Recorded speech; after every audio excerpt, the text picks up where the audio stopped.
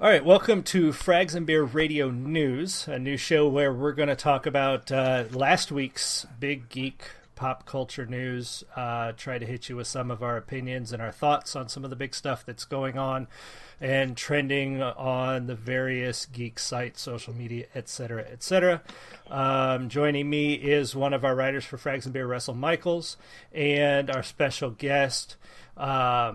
He goes by Cranky T-Rex on Twitter, and you can find him there. So welcome, Cranky. Thanks for having me. I'm glad to be on with you guys. You can call me Chris if you like. Everybody kind of knows my first name by now. All right, we'll go with Chris and Russell. Glad to have you on our first episode, and hopefully the rest of our episodes if we keep doing this. Yep. It's the greatest part about recording at night. Yeah, absolutely.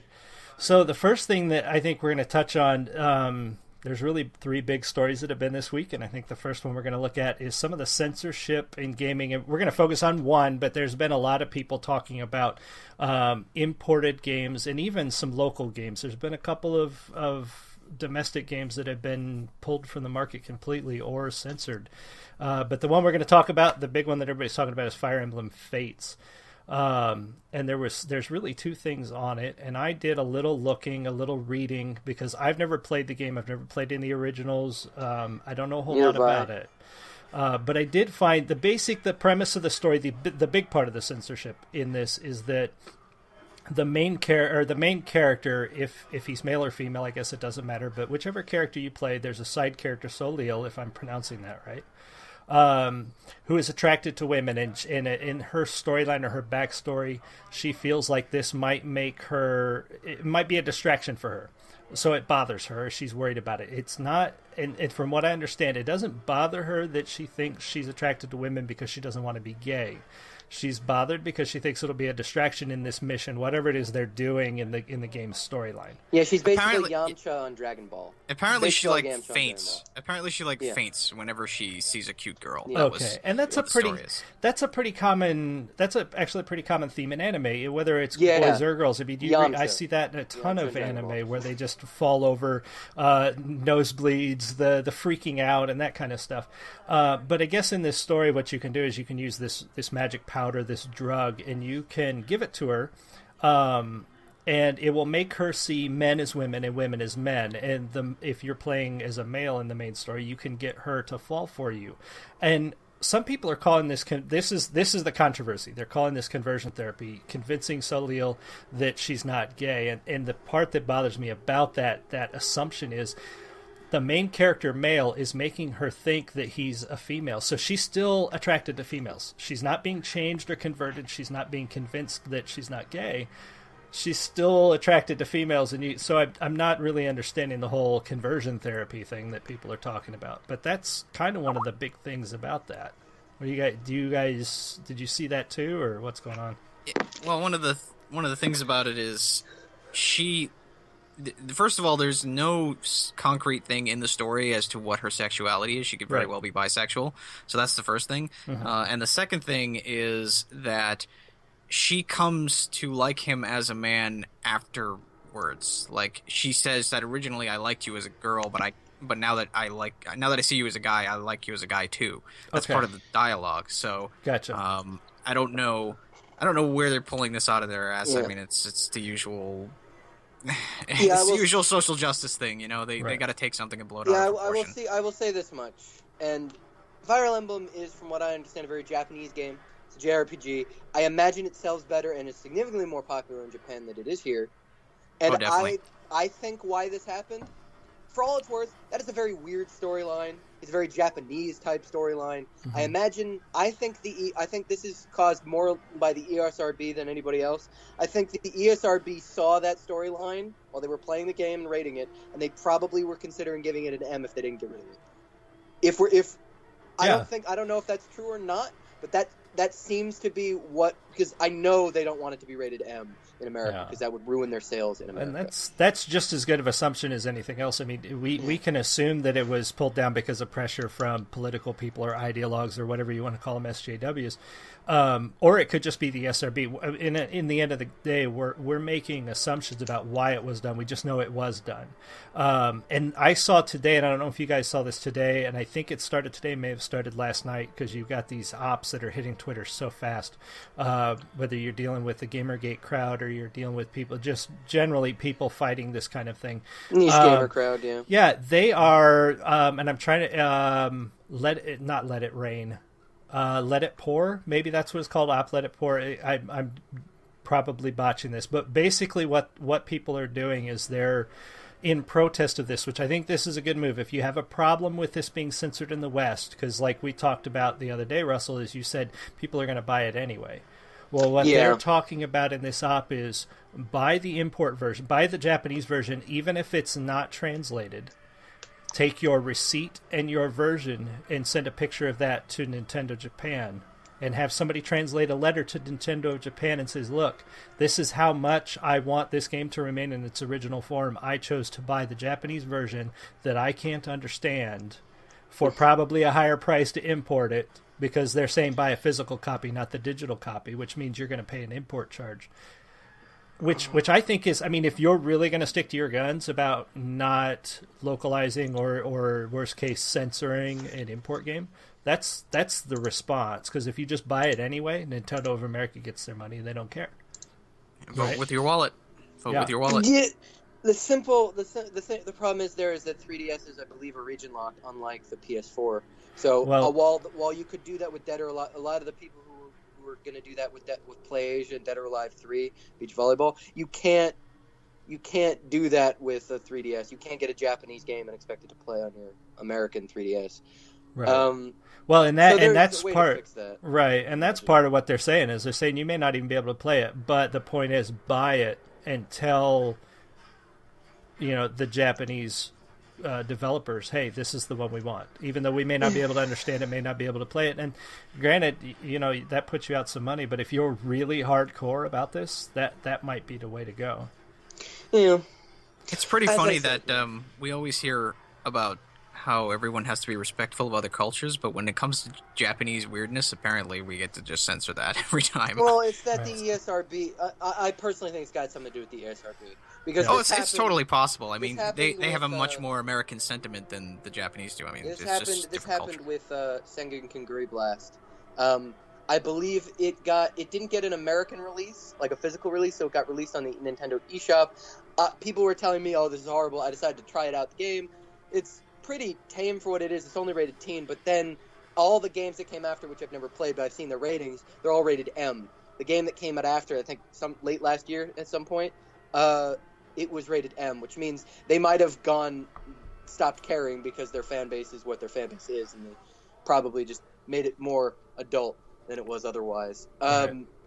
Yeah, Fire Emblem doesn't want to be rated M. I think that's the real problem here. Now, what was the other thing they took out of it? It was like a petting game? You could pet that's kind of weird. It is, but it's one of those other things. It's a very Japanese theme. It's a very theme, and it's a theme in Japanese anime. It's I don't know if it's I don't understand. I like to watch anime, but I don't understand. I'm not one of those people that knows so much about the culture that I can tell you everything. But expecting the ESRB to get Japanese culture is expecting a little too much of them, I think. Right, and part of it, and I was reading one of the articles in one of the interviews where they kept going at Nintendo of America, Nintendo of Japan, and saying, is the fondling game still going to be in there? And I think it was Kotaku or Polygon that kept asking this, and it's not. The definition of the words are different, and you can call it what you want to, but in Japanese culture, in their anime, this is a theme. It's something that's not. You see it a lot in anime where the I guess they call it the senpai figure or the mentor figure shows their devotion to their student, or it's just one of those things where you can. It's weird. Yeah, it's weird. It is just different. There's no explaining. It's just weird.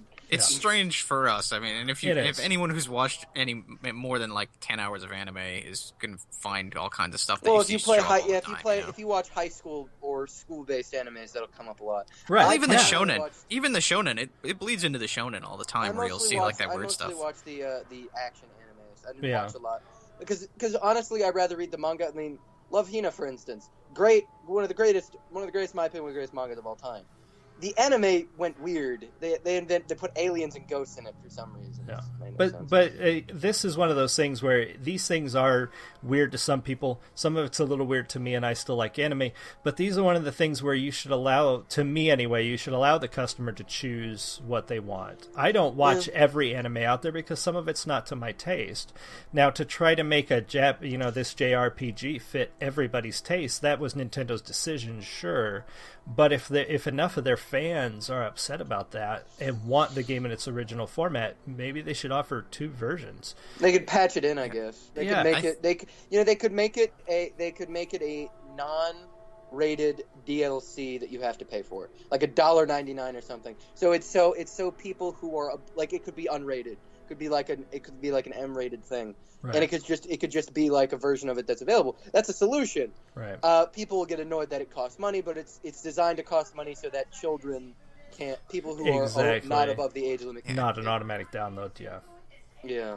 It probably wouldn't be as big of a deal as it is if it weren't for the general trend we see with the whole censorship thing in all kinds of other places. Because, I mean, if this is an isolated case of like, okay, this Japanese game has something that Americans don't quite consider to be, a teen-rated event, then we probably would just shrug it off to that. But when you see what's going on in the larger culture, where you have all these people coming out and complaining about all this stuff, and trying to have it removed or taken down or what have you, that's sort of why we get into these situations where everyone's really up in arms. Nintendo of America is in a little bit of a West Coast bubble as well. They are in Washington State. Yeah.